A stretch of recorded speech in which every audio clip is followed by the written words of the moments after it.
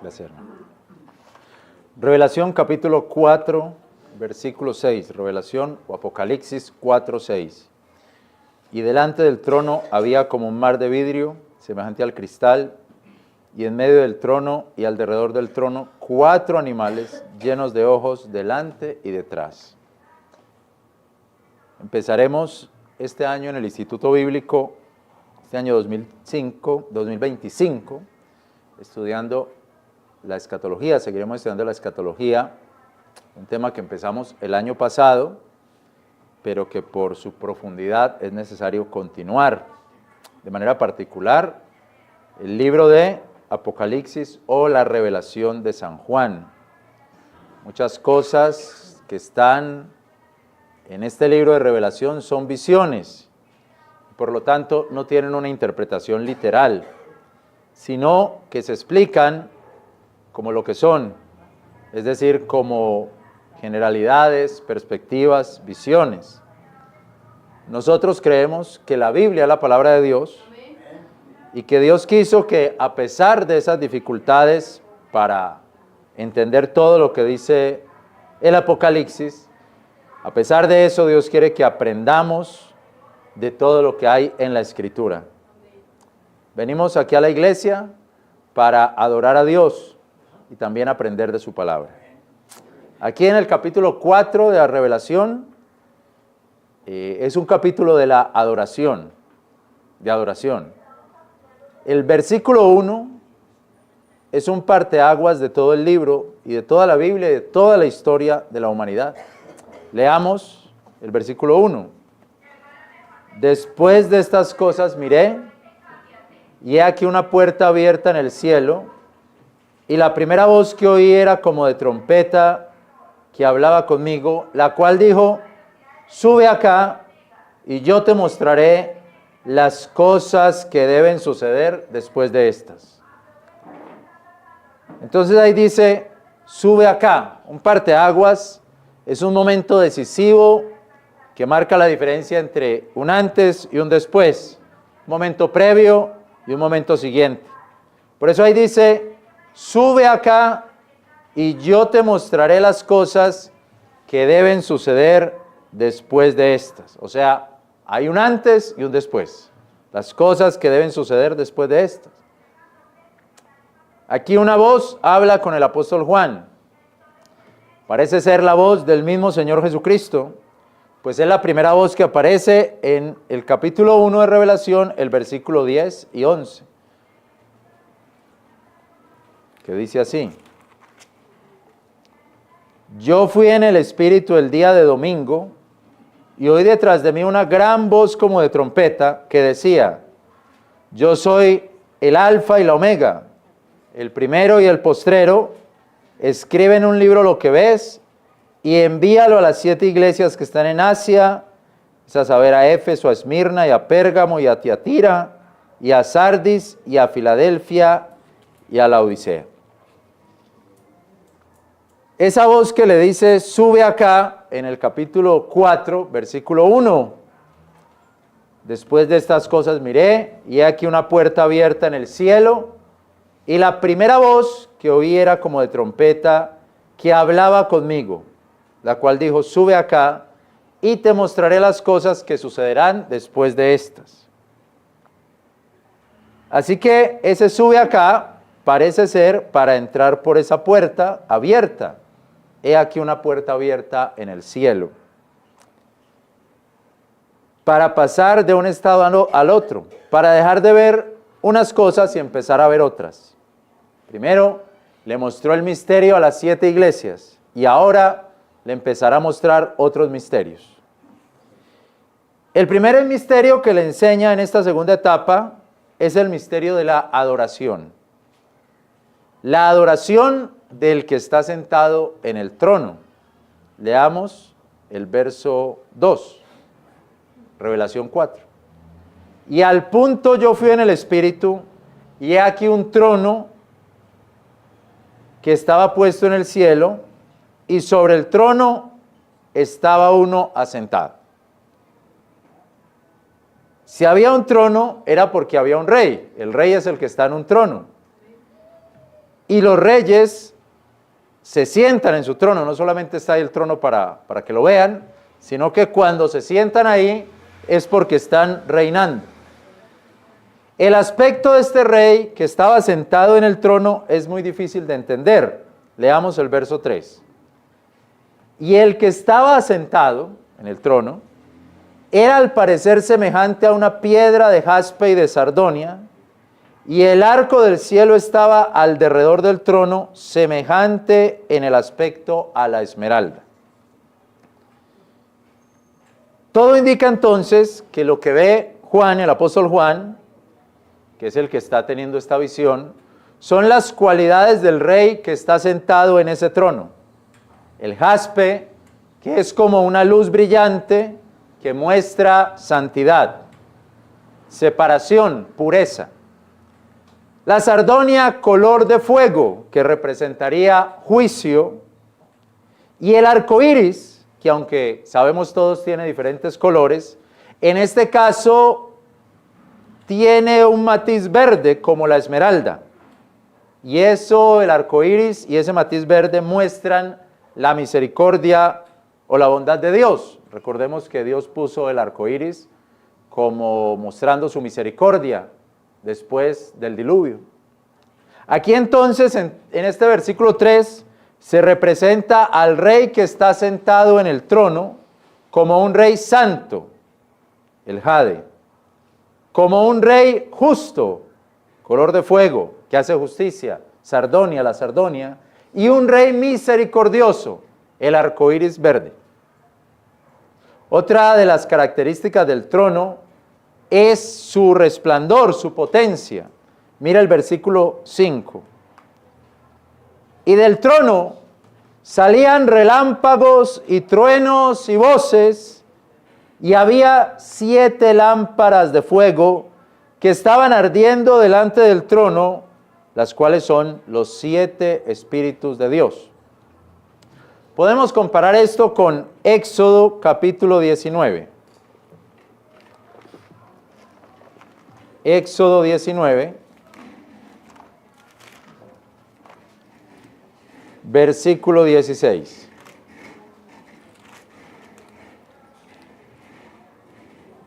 Éxodo 19, verso 16.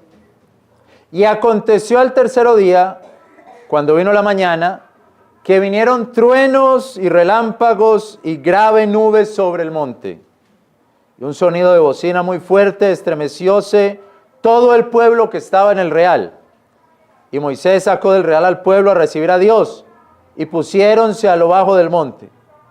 Todo el monte de Sinaí humeaba, porque Jehová había descendido sobre él en fuego, y el humo de él subía como el humo de un horno.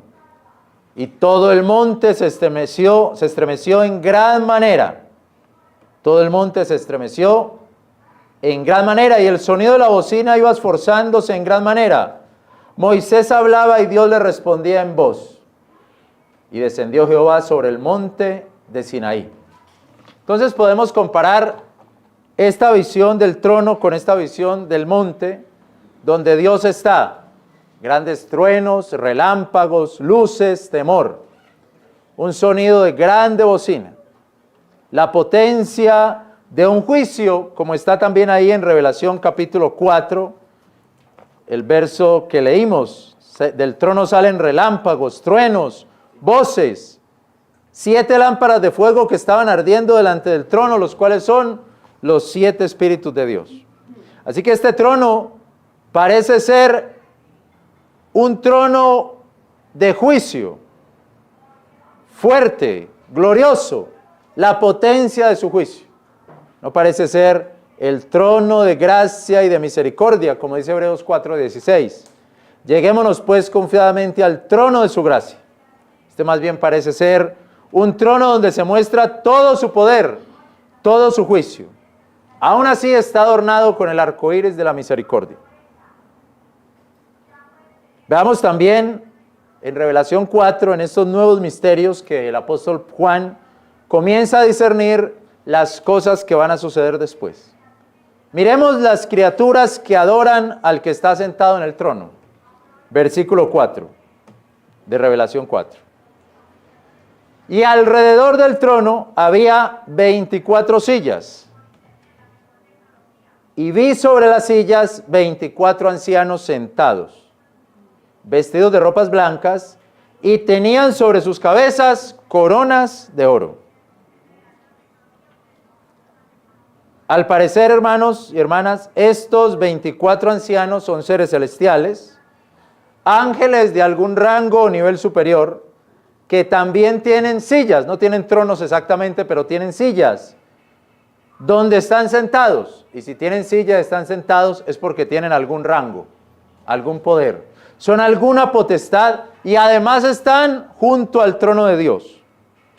También el apóstol los ve como ancianos, no como siempre ven a los ángeles como un joven.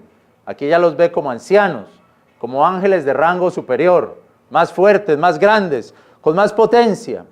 Los ve como ancianos vestidos de ropas blancas que tienen sobre sus cabezas coronas de oro. El hecho de verse como ancianos, tener sillas, les da una autoridad y un nivel superior sobre los otros seres angelicales. Esto indica también, de manera más que clara, que todas las potestades, todos los poderes del mundo terrenal y del mundo celestial tienen que adorar a Dios. No importa qué tan grandes sean, ni de qué forma han conseguido su autoridad o lo que tienen. De todas formas, todos los poderes de este mundo visible e invisible deben adorar a Dios, al que está sentado en el trono. Si el que está sentado en el trono, es adorado por los poderes celestiales más altos, más grandes, también algún día los poderosos de este mundo tendrán que adorarlo. Pienso que ahora no lo hacen porque esos poderosos de este mundo, la mayoría por lo menos, están ciegos y están espiritualmente ciegos. Pero ya los ángeles no están ciegos. Por muy grandes y altos que sean, ellos saben que tienen que adorar a Dios. Además de estos 24 ancianos, también hay otros allí adorando. Mire el verso 6. Y delante del trono había como un mar de vidrio semejante al cristal, y en medio del trono y alrededor del trono 4 animales llenos de ojos delante y detrás. Verso 7. El primer animal era semejante a un león, y el segundo animal semejante a un becerro. El tercer animal tenía la cara como hombre, y el cuarto animal semejante al águila que vuela.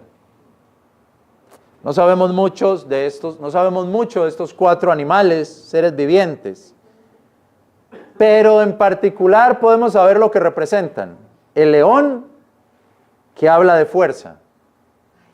El becerro, que sería un buey pequeño, un buey que es un macho castrado, un toro castrado. El becerro representa el sacrificio, los bueyes representan el sacrificio. Allá en Valparaíso hay una, ¿cómo se llama? Monumento al buey, que lo utilizaban para trabajar. El hombre, portador de la inteligencia, y el águila de la agilidad, de la velocidad, de la rapidez. Estos 4 seres, estos 4 animales llenos de ojos, como dice ahí. Y eso los muestra también de alguna manera como seres especiales en el cielo que tienen mucho conocimiento. Pueden representar lo más poderoso en la selva, que sería el león. Lo más sacrificial en el campo, que sería el becerro. Lo más sabio en la tierra, que sería el hombre. Y lo más ágil en los cielos, que sería el águila. Algunos teólogos también han visto acá al mismo Señor representado en los evangelios. El evangelio de Mateo, que lo muestra como un rey, el león. El evangelio de Marcos, que lo muestra como un siervo sufriente, el becerro sacrificial.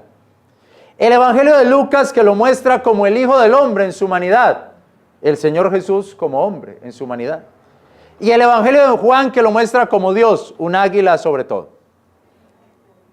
Esos 4 animales también simbolizan valores muy importantes. la fuerza del león, el sacrificio del becerro, la agilidad del águila y el entendimiento del hombre. Podríamos entonces decir, sin tener temor a equivocarnos, que a Dios lo tienen que adorar todos los seres, con más poder o por más poder y títulos que tengan, como los 24 ancianos. Pero además también lo tiene que adorar toda su creación. Los hombres, la selva, el campo, en los cielos, toda su creación. Ahora bien, mis hermanos y hermanas, si notamos, la adoración de los ancianos tiene una relación también con la forma como adoran las criaturas. Mira el versículo 8. Los 4 animales tenían cada uno por sí 6 alas alrededor, eso los muestra como ángeles. Y no tenían reposo día ni noche diciendo, Santo, Santo, Santo es el Señor, Dios Todopoderoso, que era y que es y que ha de venir. Y cuando aquellos animales daban gloria y honra y acción de gracias al que estaba sentado en el trono y al que vive para siempre jamás, los 24 ancianos se postraban delante del que estaba sentado en el trono y adoraban al que vive para siempre jamás. Y echaban sus coronas delante del trono diciendo, Señor, digno eres de recibir gloria y honra y poderío, porque tú creaste todas las cosas y por tu voluntad tienen ser y fueron creadas. Entonces, se está adorando a Dios por lo que es y por lo que ha hecho. La creación alaba a Dios. Santo, santo, santo es el Señor que era, que es y que ha de venir.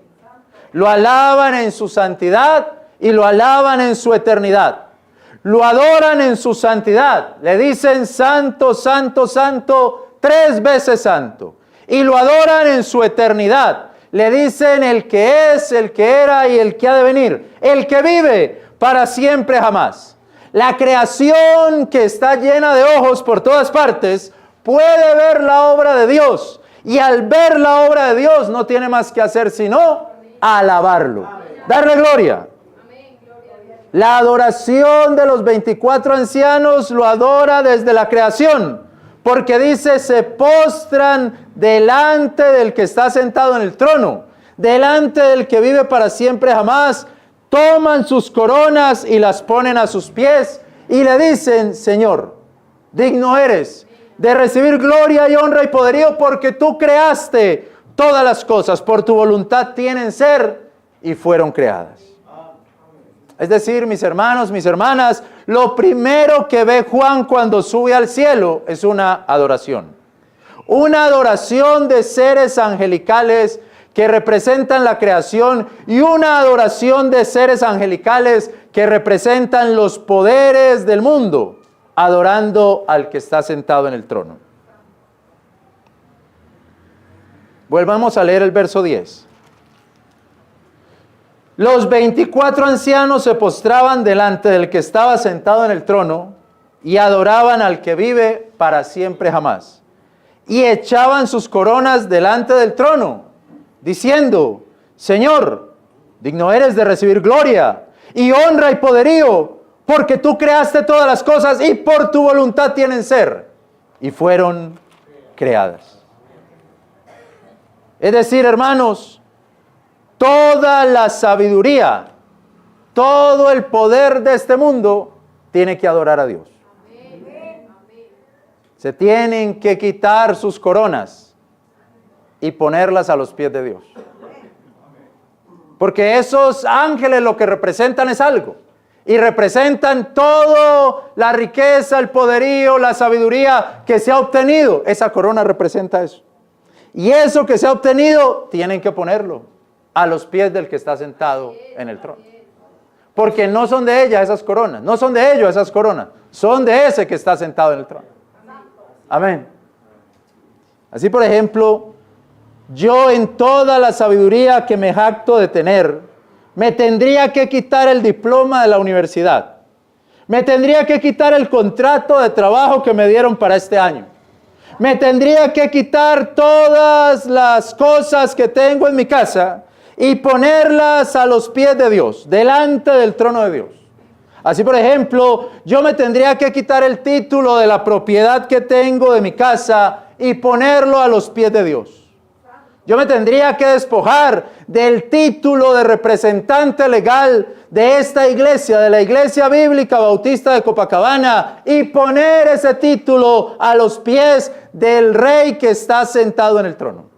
Me quitaría el nombre que tengo de autor de unos libros y pondría esos libros y ese nombre a los pies del que vive por siempre jamás.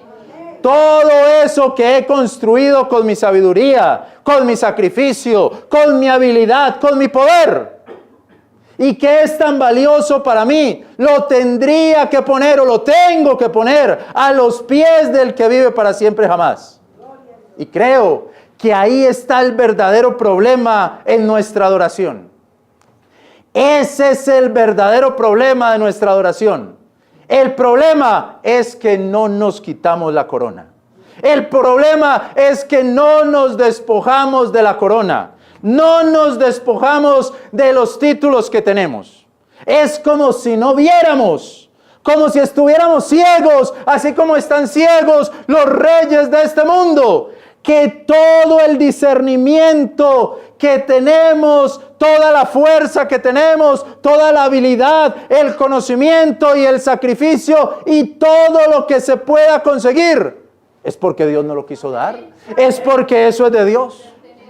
Mucha gente quiere alabar a Dios y hablan bien de Dios, pero no son capaces de despojarse de sus coronas. No son capaces de despojarse de lo que han construido para adorar a Dios. No son capaces de despojarse de su experiencia, de su mundanal sabiduría para adorar a Dios. ¿Cuál es la diferencia entre el joven rico y Abraham en la adoración? Pues que el joven rico no fue capaz de despojarse de sus riquezas. Y Abraham hasta a su hijo se lo iba a entregar. Los padres dicen, sí Señor, yo quiero que mi hijo te sirva, pero que no me dejes solito, que te sirva aquí desde la casa. Ese adorador no es capaz de quitarse su corona. El verdadero misionero, el verdadero y real misionero, es aquel que esté en su casa, en el poblado, y el Señor lo llame a predicar a una comunidad apartada y olvidada en el Pacífico colombiano. Tome su corona y la ponga a los pies del Señor. Y diga, me voy para allá. Ese es el verdadero adorador. Ese de verdad está adorando a Dios. Un grave problema de nuestra humanidad es que no somos capaces de adorar a Dios. Y se nos olvida que Dios es digno de recibir la honra, la gloria, el poderío, porque Él creó todas las cosas. A diferencia de los 4 seres celestiales que representan la creación y tienen ojos por todas partes para ver la obra de Dios, muchos de nosotros parece que estuviéramos ciegos y no nos damos cuenta de todo lo que Dios ha hecho. Y entonces queremos ser fuertes como los leones, sacrificiales como los becerros, inteligentes como los hombres, ágiles como el águila. Y creemos que todo eso lo hicimos nosotros. Y creemos que todo eso es nuestra fuerza, nuestro poder. Y entonces somos leones, somos águilas, hombres y becerros ciegos, que no podemos adorar a Dios. Y que no somos capaces de despojarnos de nuestra corona. Hay una ilustración que leí de una hermana en la China que oraba a Dios por un hijo. Ella no podía tener hijos. Y oraba fervientemente a Dios por un hijo. Pidió a la iglesia que oraran por eso. Así como Ana, que oraba por Samuel. Y Dios le regaló un hijo a esa hermana. Entonces la hermana estaba tan feliz con su hijo que fue a la iglesia, contó el testimonio. Y como muestra de gratitud, como sea, lo que sea, le dio una ofrenda a la iglesia de $5. Muy difícil para ella conseguirlos. Después, unos meses después, ella quiso presentar al niño. Le dijo, pastor, quiero presentar a mi hijo. Claro, hermana, tráigalo. Así que fueron, presentaron al niño en la iglesia y ella con mucho esfuerzo dio $10. El niño creció y cuando joven murió. Y ella dijo, tengo que volver a llevarlo a la iglesia. Y allá lo llevó a la iglesia, hicieron el funeral y ella con mucho esfuerzo ya dio 30, 40. Porque dijo, bueno, Dios me lo dio, Dios me lo llevó. Y yo sigo agradecida con Dios. Y yo sigo agradecida con Él. Se quitó la corona y la puso a los pies del Señor. Nos falta mucho, mis hermanos. Amén. Nos falta mucho. Esa es una verdadera adoración. Pienso también que los animales aquí descritos representan diferentes maneras de obtener las cosas. Es decir, el león es la fuerza, el becerro el sacrificio, el trabajo duro, el hombre la inteligencia y el águila la habilidad. Podemos conseguir nuestros títulos académicos por nuestra inteligencia. Podemos obtener nuestra jubilación, nuestras propiedades, porque con mucho esfuerzo nos sacrificamos pacientemente como bueyes. Construimos esa casa con nuestras propias manos. Ahorramos todo el dinero que podíamos ahorrar. Y adquirimos el trabajo y levantamos negocios gracias a nuestras habilidades, porque somos muy habilidosos para ciertos negocios. Somos muy sagaces como las águilas y tenemos buen olfato para eso. Bueno, gloria a Dios por todo eso. Pero sin los ojos espirituales nos hacemos creer que eso es nuestro. Y no podemos con eso darle una verdadera adoración a Dios. No podemos decir santo, santo, santo, que eres, que eras, que eres y que has de venir. A lo mejor tenemos una acumulación de todo eso. Nuestra fuerza, nuestro sacrificio, nuestra inteligencia y nuestras habilidades. No importa, mis hermanos, cómo haya sido. Todo eso se lo debemos a Dios. Debemos tener nuestros ojos abiertos, los ojos del Espíritu para entender todo eso. Si nuestros ojos espirituales están abiertos, adoraremos a Dios con nuestra mente, con nuestra fuerza, con nuestro sacrificio y con nuestras habilidades. Entonces diremos, vea, me conseguí esto con el sudor de estas manos, con esta fuerza que tengo. Trabajé tan duro que vea lo que dice. No, dele gloria a Dios. Me conseguí esto porque leí mucho, soy muy inteligente. Es que la gente es muy bruta. No, dele gloria a Dios. Hice este negocio porque soy muy habilidoso en los negocios, como el águila habilidosa. Supe dónde poner el ojo y ahí fue. No, dele gloria a Dios. Es que yo sí me sacrifiqué, vea, todo el año caminando para ahorrar todo eso y vea lo que conseguí. No, dele gloria a Dios, dele gloria a Dios. Si se sigue con eso, no le está dando una verdadera adoración a Dios. No se la estamos dando. ¿Por qué? No nos estamos quitando la corona. No nos estamos quitando la corona. Ciegos. Leamos segunda carta a los Corintios 4.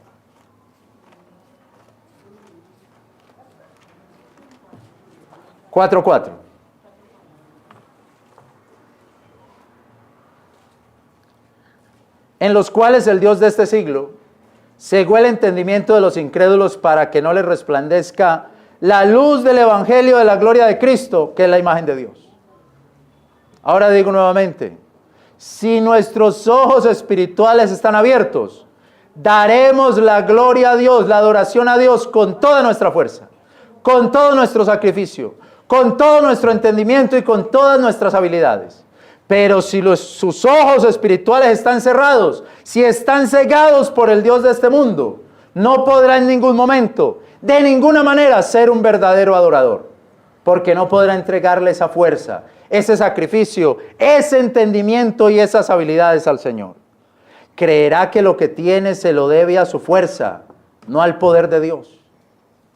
Adorará el sacrificio que usted mismo hizo, no el sacrificio de Cristo.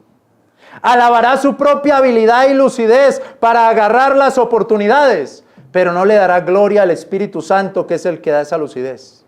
Pensará que es por su conocimiento y no por conocer a Dios que ha llegado donde ha llegado. El Dios de este mundo, la rutina de este mundo, la filosofía de este mundo, las canciones de este mundo, las religiones de este mundo son especialistas en quitarle la gloria a Dios y ponérsela a los hombres. Las canciones de este mundo, la rutina de este mundo, las filosofías de este mundo, las religiones de este mundo son especialistas en decirle a usted y a mí que no nos quitemos la corona, que nos quedemos con la corona. Pero yo quiero ser un adorador de Dios. Y yo quiero darle mi corona porque el Espíritu Santo, ni siquiera por mí, porque el Espíritu Santo me dice, quítate tu corona y ponla a los pies del que es, del que era y que ha de venir, del santo, santo, santo, del que ha creado todas las cosas y que es digno de honra y gloria. El Espíritu nos dice que lo mejor que nos puede pasar en esta vida y en la venidera es quitarnos la corona de nuestros triunfos y ponerla a los pies del que vive para siempre jamás. Te damos gracias, Señor. Te damos gloria. Tu palabra es edificante. Obra en nosotros.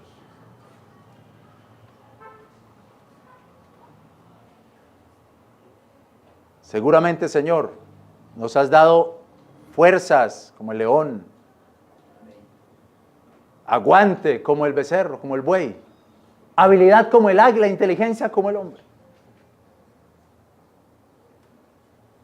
Pero nos apropiamos de unas cosas que te pertenecen a ti.